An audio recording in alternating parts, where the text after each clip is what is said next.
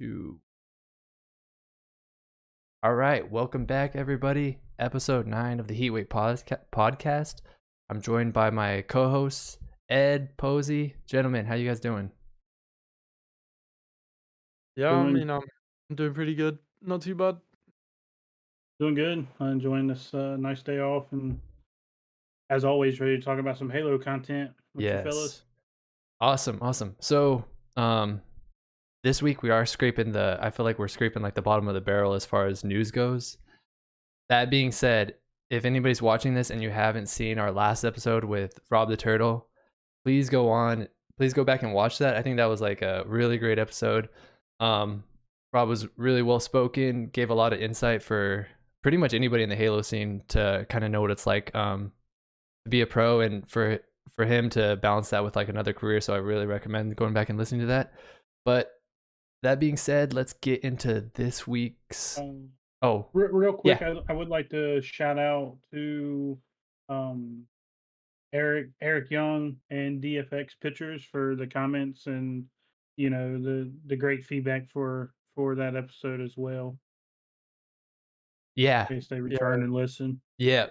Thank you guys. Thank you guys for the support. Everybody that's like liking it. I think our last video has almost 100 views. It'll probably be 100 views within the next day or two. So everybody that's, even if you're not like liking or subscribing, like thank you guys for watching.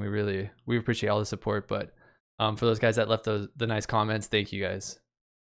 We also reached out. We did put out a post. If anybody's watching this live, we did put out a post for questions. So if we have some questions, we'll get to those at the end of the episode.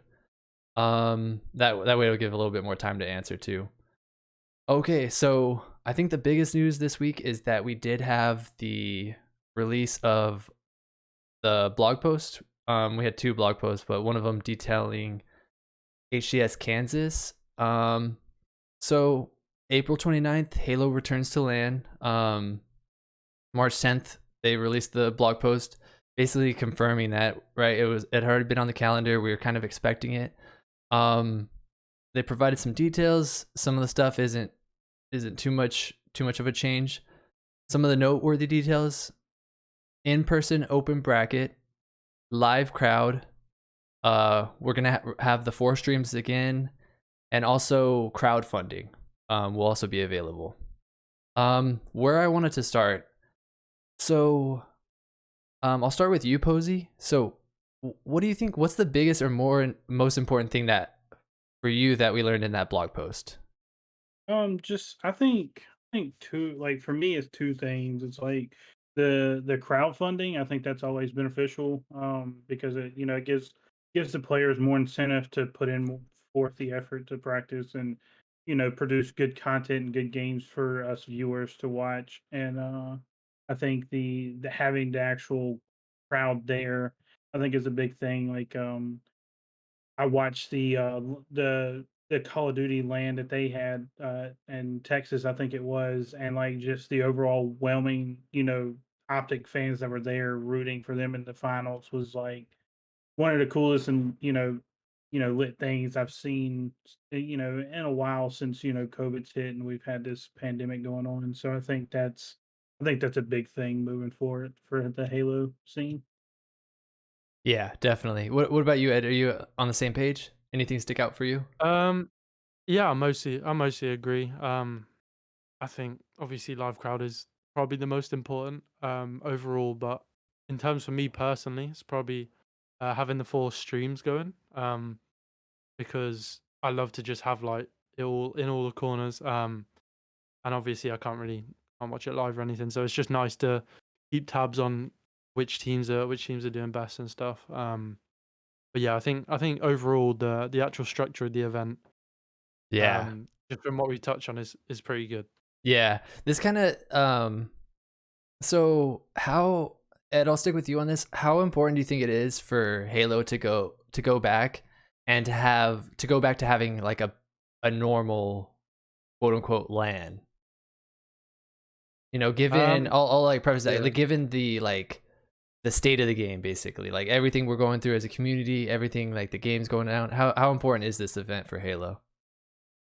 I think it is really important that we have kind of is back to normal, because obviously we all know the game's not in the greatest state. Seems like every day we're kind of declining a little bit, which is unfortunate. And it could be solved, but yeah, I think in terms of kind of damage control, this is probably the best case scenario. Yeah, I think just trying to make it as much of a normal event as possible is definitely beneficial. But yeah, I think the current state of the game really isn't helping with the community really. Yeah. No, I completely agree with that. So kind of along the same lines, how how do we think this turnout will be at this land? And like including like crowd and kind of those open teams. Like how do we think that turnout's going to be? I think I don't. I think it'll kind of be close to how Raleigh was. I don't think it'll be to the extent of Raleigh, just because it's like the hype of the game's kind of wore down, and like like Ed just stated, like the actual state of the game is not very good at the moment. So I feel like unless they come out with a drastic update between now and then and change some things, I think the turnout will be. I think it'll be fine. Like I said, I don't think it'll be as good as Raleigh, but I think the crowd. Well, I think the crowd will be there. I think the open bracket will be somewhat full. Um, but yeah, I mean, I think it's still going to take. I think it's still going to be impacted a little bit just because of how negative the whole game state is at the moment with everything. Yeah. Yeah, I think Halo kind of needs a I think they need this event to go well. I think it has to be, I think this event can do a lot for the scene, obviously. So we have a open event going on right now and we have 180 teams signed up, which we'll get into later, like as far as incentives go for these open events, but that's like our lowest turnout so far.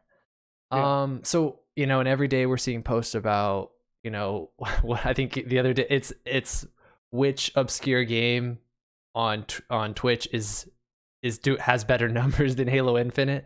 That's like the new game. So I think one of the days it was Mario 64. Yeah. And then I think the other day it was Master Chief Collection was like at least neck and neck with it. So I think we do need like a successful LAN. Is there anything Ed, is there anything special that you're going to be like looking out for in terms of that going forward? You mean like for the event, or? Yeah, is there anything that you're like hoping for as far as like, obviously we all want it to run smoothly, but are you also hoping for like maybe, that we get blessed with some like incredible series, or do you think we need like that level, like kind of basically how much of this event needs to be like that past Call of Duty event that just blew everybody's mind? I think, well, the main part about the Call of Duty event was that the best team in the game, FaZe, lost. I think that Mm, was one of the biggest parts of that event. So I think if we see Cloud9 struggle and then possibly lose, I mean, Optic have been looking really, really good since the formal change. Um, so yeah, I think that would be really good. That would definitely get a lot of talk yeah. um, around the game a bit more at least. But I can't speak. In terms of me, I'm kind of looking for a team to make it out of like the elim bracket, and see like some good elimination bracket runs, and maybe see like a good few teams come from the open and actually prove themselves. Especially that incognito team. If Palmea is back on incognito and not running with complexity, I think that's definitely a storyline to look out for. Yeah. Yeah, I was just because honestly I saw most of the hype following the Call of Duty event, but I wasn't tuned in, like I didn't watch it. But if we're talking Yeah. about the best team getting dethroned, I think we're building, at least not saying that that's going to happen, but we're definitely building to that storyline with these scrim results out of Optic. And I think one of the more interesting pieces of that also is the fact that, as far as I know, Cloud9 has said like they don't scrim their like best competition because they don't want them to see how they play. So that could be another interesting thing where we don't see Optic and Cloud9 play until LAN, you know. Yeah.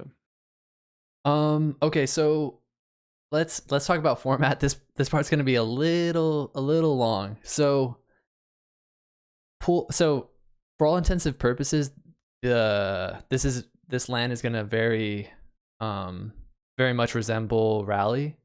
So pool play will consist of 8 teams from the top 8 from Anaheim. And this is the part where we're a little unsure. I believe it's going to be 4 EU teams, 2 Mexico teams, and 2 ANZ teams. From what I'm aware, I think. Yeah.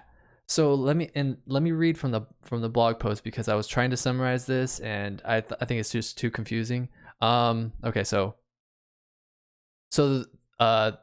teams will be drawn into 4 pools of 4, right? So that 16 teams is going to be divided into 4 groups. They will be joined by the top 4 teams from the open bracket to play in a single round robin format. The top 2 teams from each pool will go into the winners portion of the championship bracket. The third place team will go into round 3 of the elimination portion of the championship bracket. The fourth place team will go into round 2 of the elimination portion. And finally, the 5th place team in each pool will go into first round elimination, and they're going to face basically the people that progress from the open, but that progress through the elimination bracket of the open. So it sounds like some of those, I don't know. I'm not going to dive too much into that. I think that's the most confusing paragraph I've ever read. More of the things I wanted to pitch to you guys were, I thought about this a lot last night. So take your time if you need to. So do you guys think that, I'll start with you, Ed, should getting top 8 at HCS Anaheim guarantee you pool play at Kansas City? And I want to say that Kansas City, and we're free to whatever opinions we have, but Kansas City at the time will be 3 months, 2.5 to 3 months apart. So factor that in as well. Do you think the top 8 from Anaheim still deserve that pool play? I want to say yes, because they've earned it. Mm-hmm. But I think, considering the amount of roster changes we've seen recently, maybe it feels like the top 4 or like the top 6 maybe. Which I know might sound a little bit harsh, but a lot has changed since Anaheim. And a lot will change from this episode, I'm sure. Like, we'll see a bunch of crazy stuff. Yeah. So I want to say yes in a way, but I feel like it's slightly unfair. So maybe the top 4 are guaranteed pool play. Because then you could kind of split it across, like, one goes into each pool. That'd be pretty Yeah. cool. But what do you think, Posey? Yeah, I think top 4 would be fair, more than fair enough. I think top 8, I think maybe a little overkill for them to go automatically into pool play, but at the same time, like, well, and especially for the event that we had for Anaheim, where there was only 16 teams, so it's like I don't know, I just don't feel like that was like. Now, if it was like a regular tournament from Anaheim that they had, like we're about to have with Kansas City, then I think a top 8 is justified, because you're placing top 8 out of, we'll say, hypothetically 200 teams or something like that. So that, that's kind of rewarding in that sense. But like placing top 8 out of a 16 team is like, I don't I don't feel like that was like, not saying they didn't work hard for it, but I feel like, yeah, I feel like it was be more rewarding if you made top 4, you got automatic pool play, like Ed said. Yeah. Yeah, I had the exact same sentiment as you guys when I was first like kind of thinking about it. I really think the problem is, like I mentioned, that I think that timeline is just too long. So much can change in 2.5. It's just crazy to me that, let's say, like FaZe, for instance, they play. I mean, I'll choose a team that like placed better, right? So I think 5th to 6th was, like, let's say XSET was in one of those, right?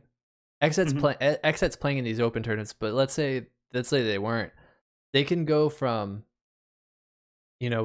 doing incredibly well at Anaheim, and they could not pick up the game for 2.5 months if they wanted, and then they're automatically in pool play, and they don't have any incentive to even pick up the game. Really, I know that they do get points, and those will affect those top 8. You know, those.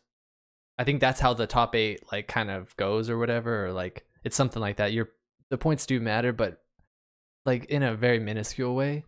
Um, but I think really the only solution for me would be to have more lands. Yeah, You know, I think you kind of have to have at least like one more land or something like like that.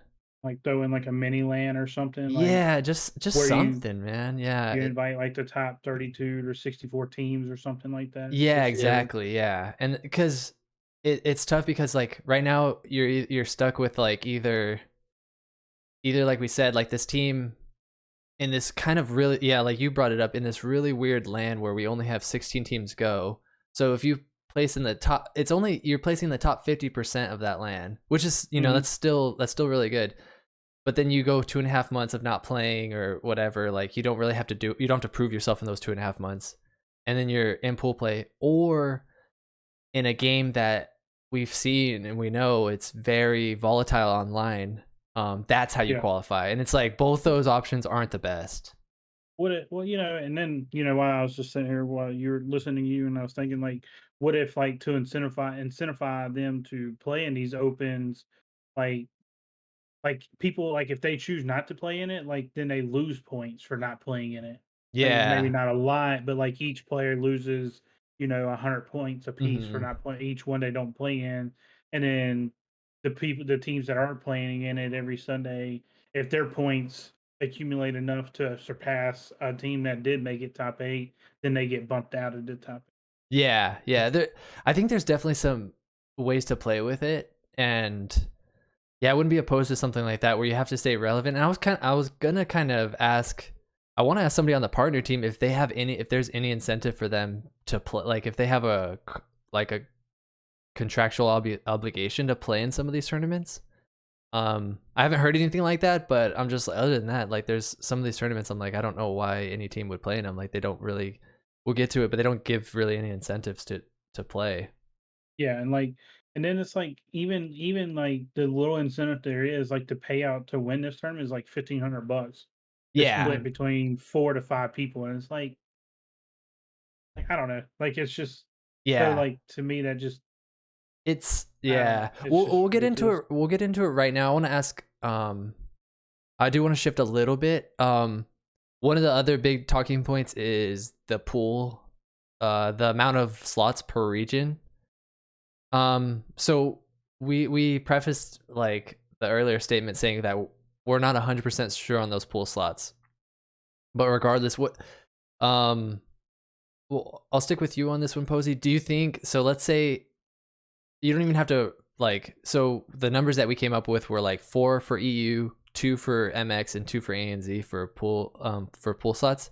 What do you think? What's your ideal for that? Do you think there should be any pool slots for other regions? Do you think would be good numbers? Like what do you think? Yeah, I mean, I think I definitely think they should bump it up to, like, make it more slots per region. Like, I think 8 for NA is pretty solid. Um, and then I think the 4 for EU is pretty solid. Like, I think the other ones are kind of fine. Maybe add one apiece to those or something like Hmm. that, and then maybe cut back one on the pool play, one or two on pool play. So, like, it gives you more incentive to, like, really go in and show out and play harder through like The, through open bracket oh, okay, to I see what make you're it to saying. pool play. Yeah, Yeah. so basically have less full play teams and then more teams that would qualify through the Yeah. open. Yeah. What do you think, Ed? Yeah, I mean, it looks to me that they've kind of given out those pool play spots based on player base per region because EU's got the second highest player base Hmm. for the region. So it looks to me like that's what they've done. I think maybe they could have made it like a top six, like a six for NA, and then kind of spread that out a bit better with the different regions because Hmm. I think especially with like the MX region, there's definitely some teams outside the top two that could at least put up a fight a bit more.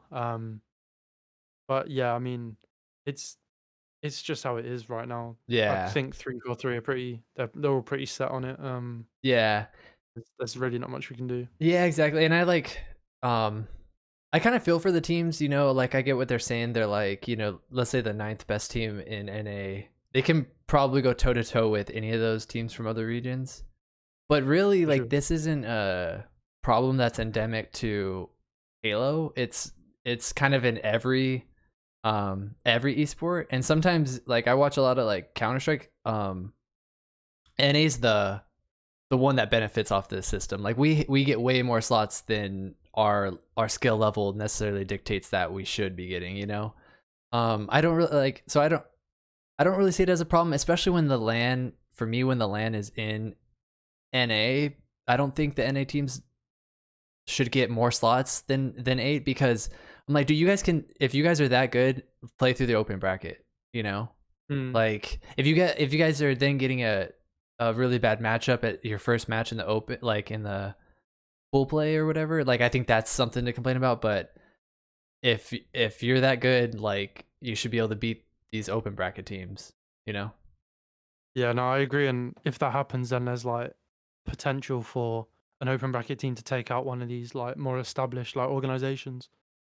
Say like some unknown team could beat I don't know, this space station team because they finished outside the top 8. Mm-hmm. Say like that happened, then those 4 players that beat like an actual established org are gonna have so much like hype around them, and they can get their name out there. And I think that's just what's good about open bracket, really. Yeah. I'd love if obviously it's never gonna happen, but if everyone just got thrown in the open bracket, just see what happens. Yeah. Yeah, that would never happen. Yeah. Okay, so shifting over kind of along the same topics, so looking at it more on a bigger level, season format. So I think we're already through the first split. So there's no reason, like, so we've pretty much seen exactly what this season that they cooked up, what this format that they cooked up is like, right? It's just gonna be this, you know, repeated like 2. I think we have 3 splits total. Ed, I'll stick with you. How would you rate the format overall? You know, what are some positive aspects you see of it? What are some negative aspects? Um, I think the positive is playing like a LAN in each of the regions. I think that's definitely a positive because by doing that, you kind of get people's name out. Right.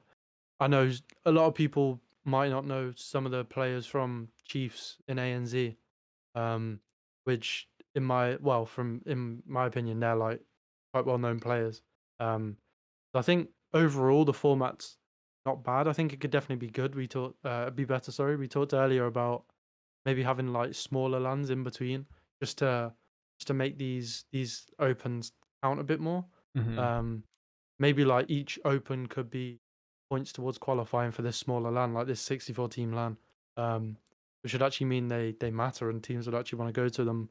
Um, I don't think the roadmap's awful, to be honest.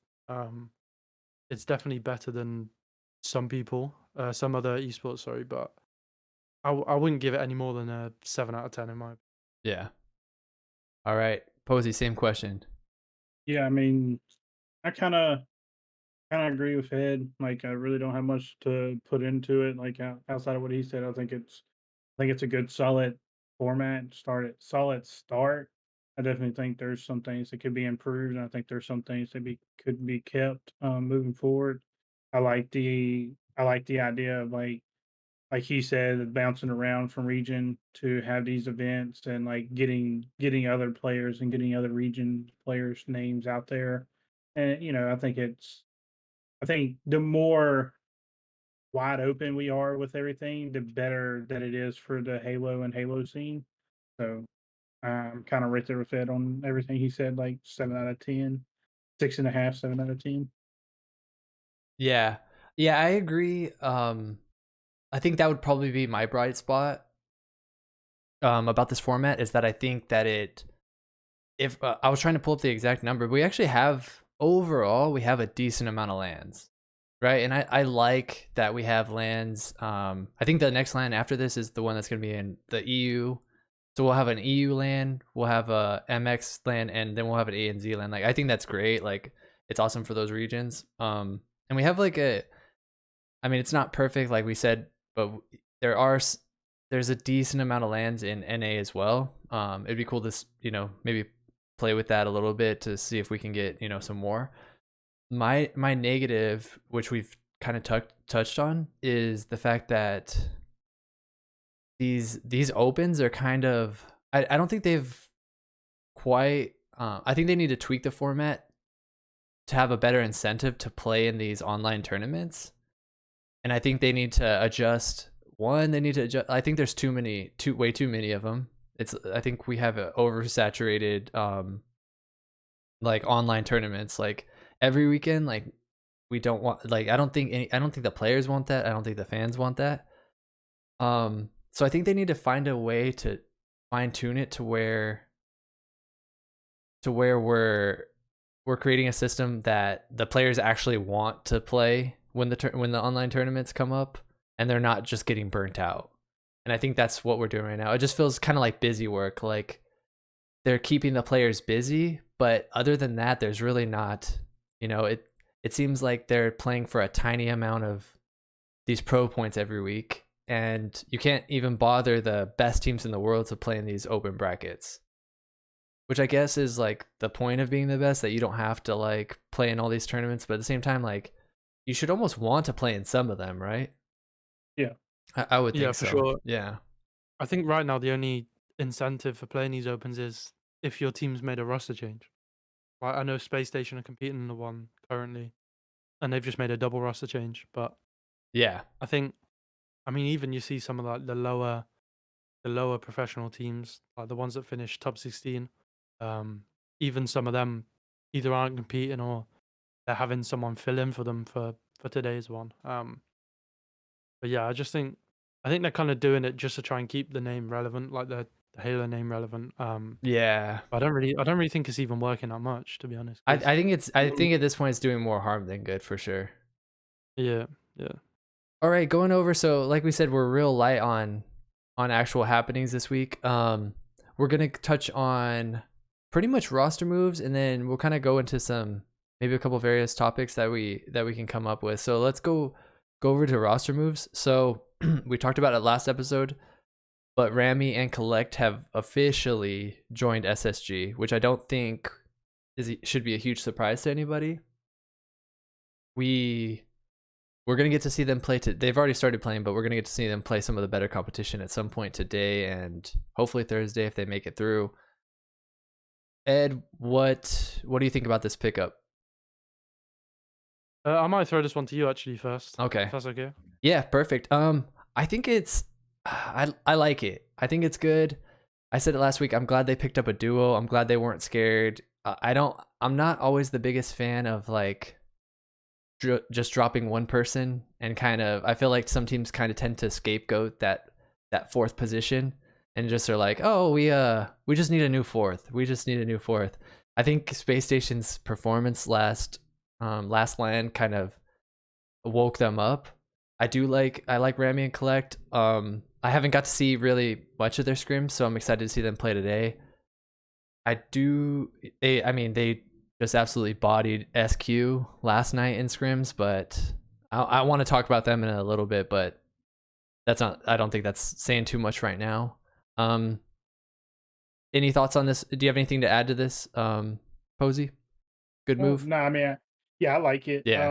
I definitely think they needed to make something, especially after how everything went down with them at Anaheim. And I think obviously they was probably well aware of that as well. Yeah. So I mean, I think it's a solid move. And I think if this doesn't work out, I think maybe it's time to look at the two players that remained on SSG, and maybe they're the issue, and maybe flip flopping one of them around. Yeah. I 100% agree. Yeah, I'm right there with you guys on this one. Yeah, and I'll let before I jump on them, I'll let them get some time as a team. But I do think there's a potential issue with your coach also being your brother. Yeah. And I think that's gonna be that could end up being like something that holds them back, you know, if we're not starting to see results.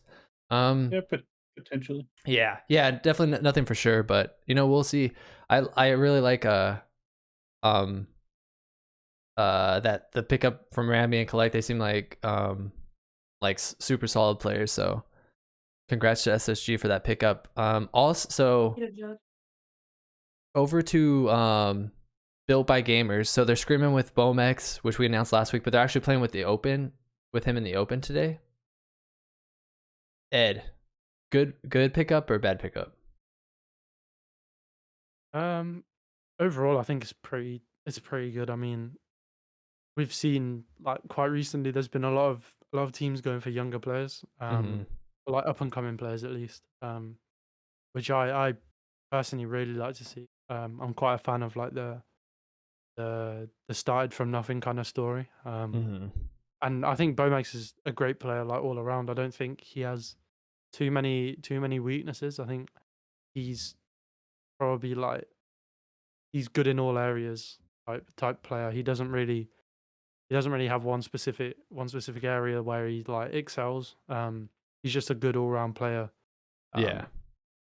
But yeah, I mean, hopefully we'll see today how much they've improved from this roster change. But yeah, I think overall it's a pretty good pick.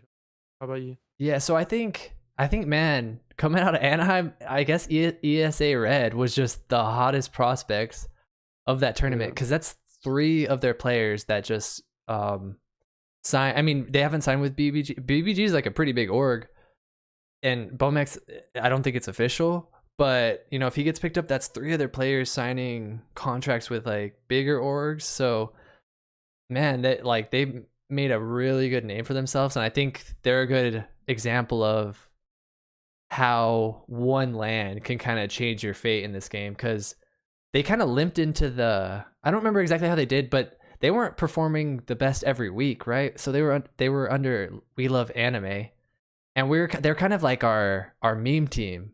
Like we were kind of we were all fans of them, but it's just crazy. It's cool to see the three at least of the 4 of them. I don't even remember who their 4th is. Who their 4th was. I was gonna ask you guys. To Yeah, tell me who I want to go back and look it up now, because it'd be cool to see if I mean, well, one, I just wonder if that person's just like, all right, guys, you know, catch you later, or if he's playing with another team. All right, so we'll move over to. It looks like our boy Swish has maybe found a home with G1. He was screaming with G1 instead of Marbs, or I don't know if you say Marbs. I don't know if the B is silent. It might be Mars. No, I think you're saying. Okay, Marbs. Man, we have so many. Yeah, there's so many names on here. Okay. Posey, how do you feel about this? I mean, I like it. I Yeah. think G1 made some really good, interesting moves. Mhm.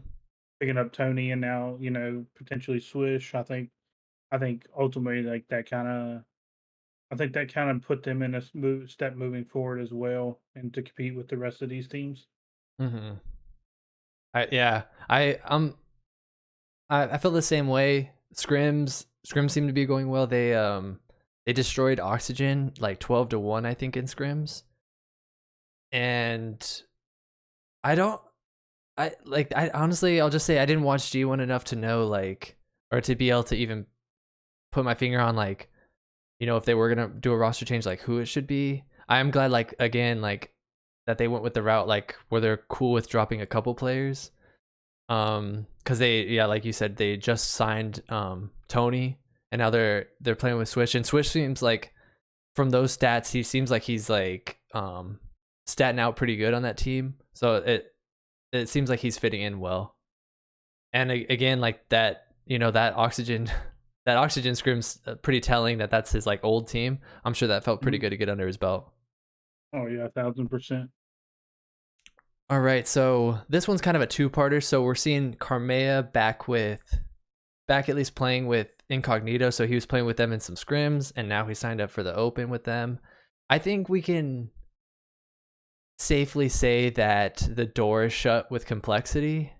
I might be going out on a slight limb there, but I kind of don't. I'm not getting the vibes that that he was okay with them running with other people just based on his tweet afterwards, and then based on, you know, he's starting to run in the open with other teams. Um, Posey, how do you feel? Am I crazy for thinking that?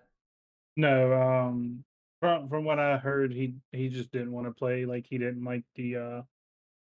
I don't think he felt like he mixed well into that roster Oh, okay. with him. I think he just kind of wanted to do his own thing, from what I understood and what I heard. So. Gotcha. Ed, do you think that's a who's that a bigger loss for? Um, the young Carmea or Complexity? Um, well, since kind of his announcement on Twitter, he kind of said that he was like still a free agent for Kansas. Yeah. They've been trying a few new people. And from at least what I've seen they haven't been performing as well as they were when they had Carmera on that team. Hmm. They It's like they got like their best online placing with Carmera on that team, and yeah, like there might not have been like the top four orgs competing in that, but it's still saying something if like you're going against like the X sets and you're actually competing with them more than you are now. Yeah. But personally, I want to say Complexity are at a bigger loss. Considering Kame is young, he's got his career ahead of him. Hmm. He's obviously going to improve from here. Like, Yeah. I can see him going to like finding a new home, basically. Yeah.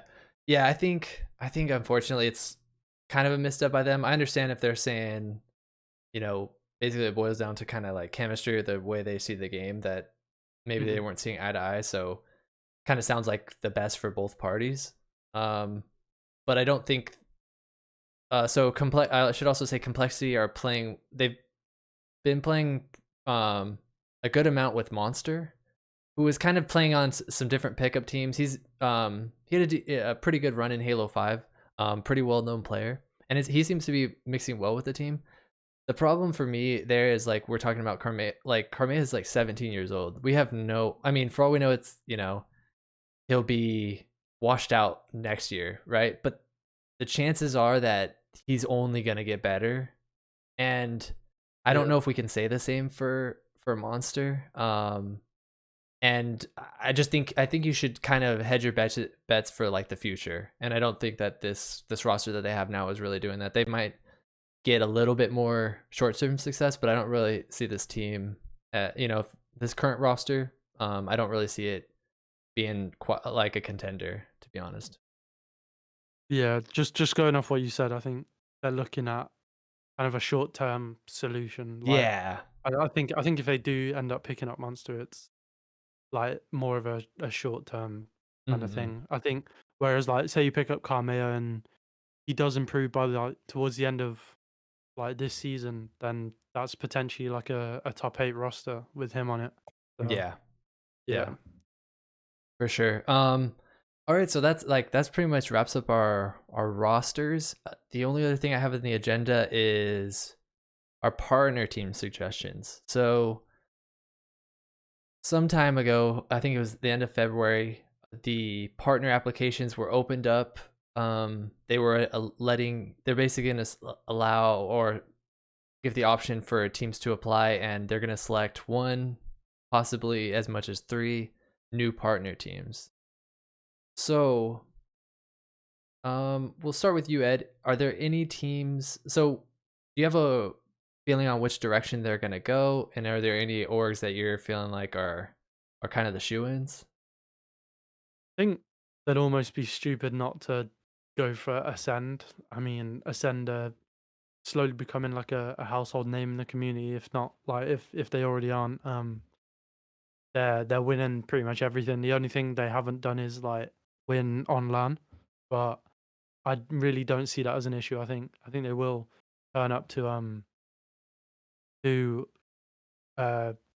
Kansas, sorry. And they'll just I think they will fry. I think they're looking to prove a point. But in terms of the other two, they could go in a direction where they want like one partner team for each region. So in that case, they'll probably pick up um Knights, Pittsburgh Knights from the MX region, and then Chiefs from ANZ. But I from what I've seen and from what I've heard, I doubt they're going to go that direction. I think they're probably looking to partner like a Pioneers type of team, possibly even like Exit or someone like that, someone who's been performing and getting their name out there and finishing in like top 8 pretty consistently. Mm-hmm.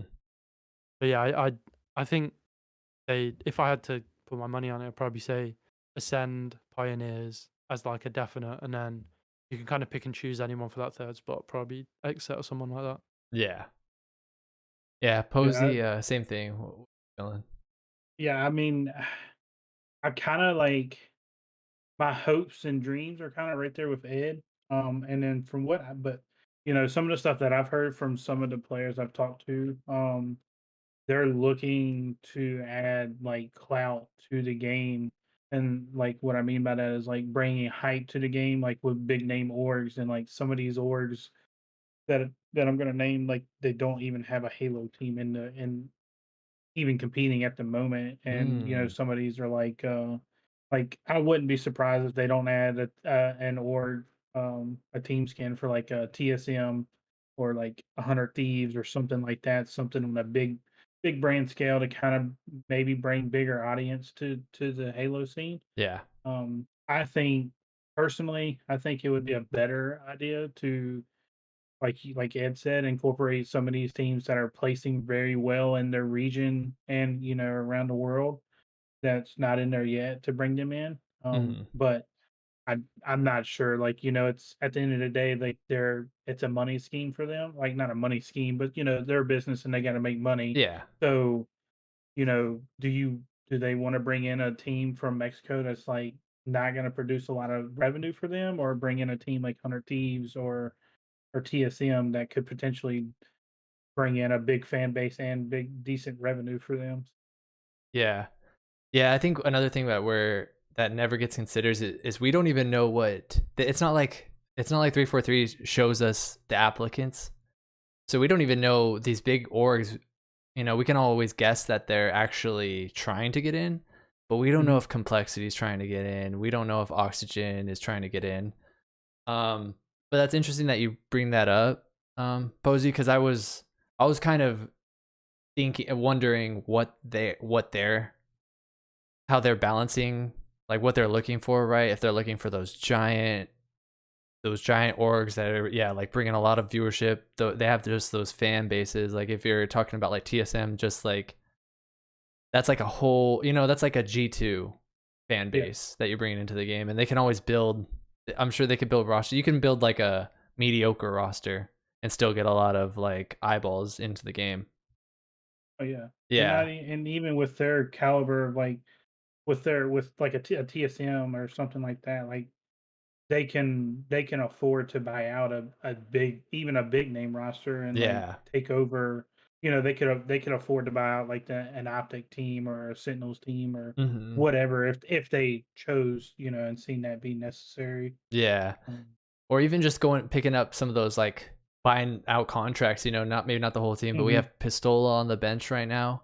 The end of this year, which like I definitely want to touch on when we get closer, but at the end of this year we should have Mickwin Yeah. off the bench, ready to play. So there's, if you sign him, like even now people are gonna be like, oh my gosh, I'm sure they would be scrimming already.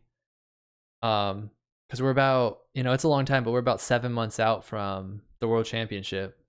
Yeah. So that'll be Just that'll to be here add to before you that, know it. yeah, just to add to that Hundred Mhm. Thieves conversation. I think even if they like say they did end up getting partnered, that doesn't necessarily mean they have to pick up a team straight away. They could, because Fnatic didn't, did they? No. They could wait until they like a Kansas event or something like that. Like Yeah. see which teams Well, are doing like well, and then like, they could potentially pick up like that Pioneers team. I don't think that's an awful pickup to be honest. Mhm.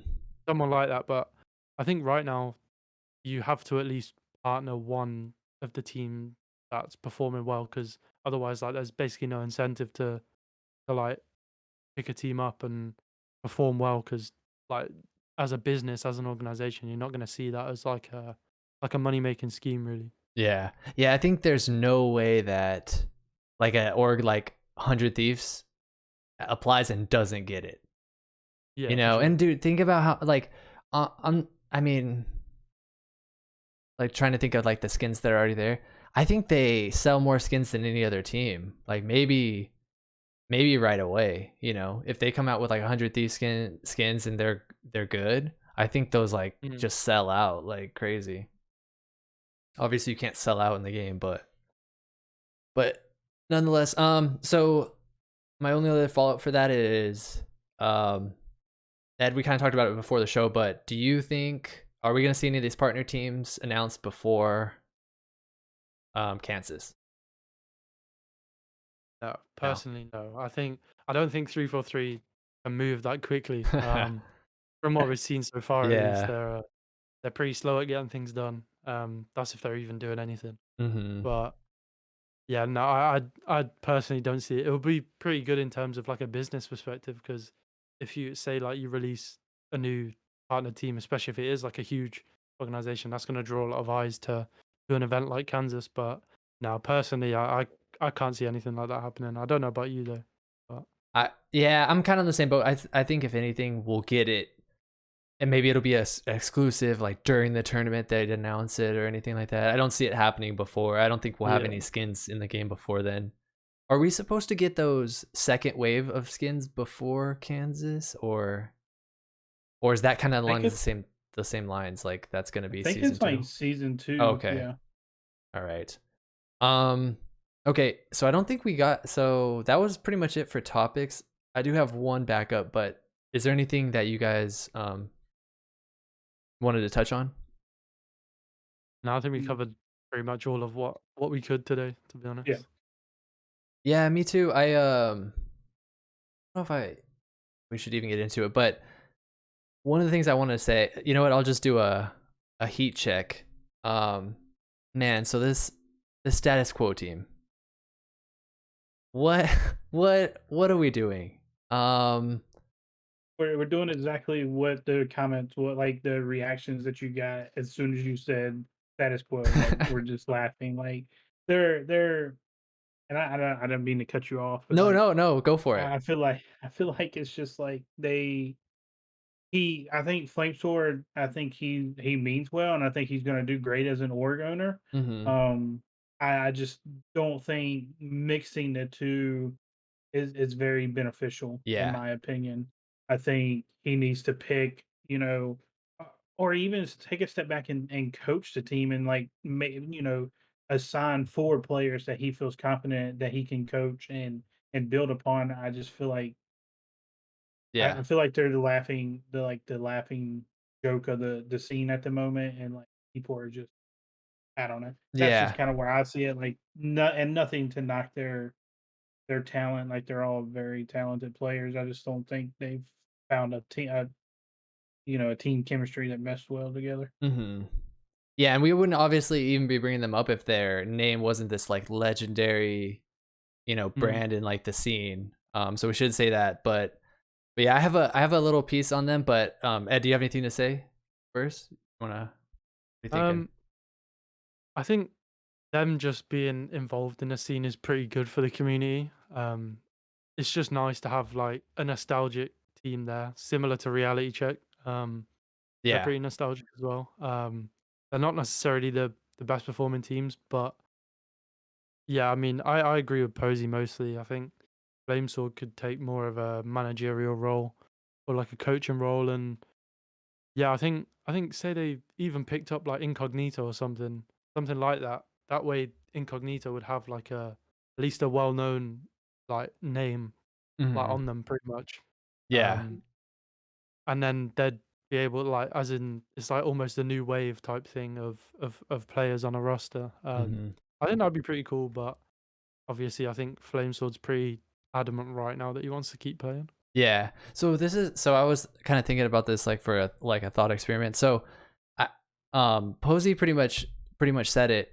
So I think there's 2 ways you need to go. One is obviously like Flamesword steps back more in that manager role, kind of tries to build up these young guys. And you honestly, if the least that you do in that is develop talent that gets bought out by bigger teams, that's still like a great service to the community. And like we're on agreement with you, Ed. Like just them being here, like this is like a top what I don't want to like dog them out too much, but is it a top even 32 team right now? It's a top 48 for sure. Yeah, I'm actually not too sure. Yeah, so we're talking. So let's just say they're top 48. Like, but we're still talking. We're not talking about any other team outside of the top, like really 16 to 20 range. But we're talking about this team because we like care about that brand so much. We grew up watching them. Flame Sword, like amazing. So this is the other route, which I didn't like create this idea, but I'm just taking it from another esport. Is if they created more of like a fun like streamer team. So you could pick up people like I haven't been able to think of like the full team, but obviously like Flame Sword's big enough. Maybe Maniac, right? Like I know he's signed to, but dude, he has great content, you know. So and yeah, and to kind of I was just gonna say, yeah, I think they're trying to do something along that lines because they did pick up the Real Spartan. I think that's his name. He's a content creator for them. Yeah, so you could even, I mean, have him on, but he's like kind of their content team versus. But I don't think you should have a different. I'm not even real. I don't think you should have separate teams, right? So I think they should have a team that's just like this fun team that can like. And so this is why I think they should pick up like Nated, like Maniac, and Flamesword, right? Pick up another big streamer, maybe another like legendary player that's turned into like a streamer, right? And you kind of enter into these tournaments, but it's more about just like a team like we'll still root for you, but we're not really expecting you to make it into the top 16. It's more about like the content you guys. So everybody's streaming. You guys are having like make sure it's a team that clicks together. You guys like are all like just having fun together.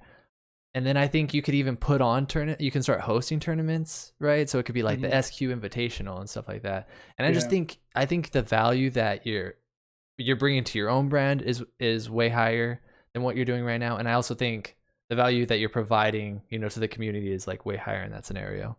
So yeah, I just based on what you said, I hadn't even thought of it in that way, but I think that is like a really good idea because then it would draw in like a completely different audience to what they're drawing in now. Because right now people watch to see like them in a competitive way, but they did that, and all four of them were like more streamers that people will watch to see how far they could go, and it wouldn't be like that they did end up placing like top 30, top 32 or something like that. It wouldn't be like an awful thing because considering they're streamers, that would be like pretty good.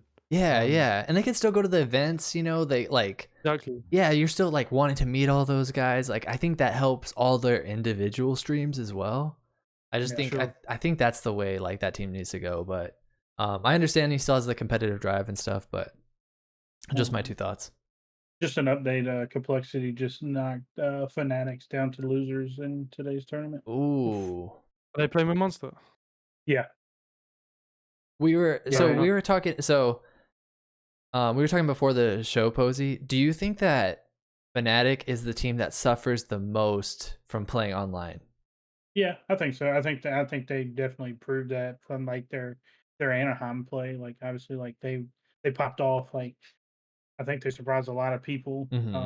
And then I think online, like it's definitely it's a whole different ball game online. Yeah, I think so. For me, like we obviously have a super small sample because they did really good at one LAN, and then we haven't seen anything since. But it's like the results are so much different that you're almost like, okay, you can't really ignore this. Like there's something vastly different about this team on LAN versus online. Yeah, I think kind of part of that comes off. I don't want to say that the Fnatic roster kind of relies on Vor's like hype like in person, but when you've got a team like that, similar to Spartan, I know Spartan's obviously nasty. Even if he would have kept his mouth shut, like he's still nasty, and so is Envor. But like when you have a player like that who's shouting across the stage and stuff like that, I think it kind of you get more benefit from that when you're in a LAN environment. Yeah, and like you can see the people you're shouting at in a way.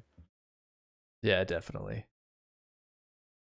Okay, so I think that pretty much wraps it up. I don't think we have any like closing thoughts. Guys, thanks for joining me. We'll go ahead. I was just gonna say, just make sure to get in the comment box below. Leave us questions that we can answer in our next episode. Leave us tips. We're pretty open to improving on stuff. We were talking before this about how like we can improve with the setups and everything. Yeah, make sure to like, comment, subscribe, because yeah, we're getting a lot of views, and we wanna get more subscribers, keep growing, keep having guests on, because obviously everyone likes that, and we enjoy talking to different people. So yeah, we're just trying to grow the brand really, because we see a space where we don't see a lot of people acting on it really. Yeah, we'd love to grow, and yeah. Yeah, definitely. We're trying to improve like production, get a little bit better, a little bit tighter every episode for sure.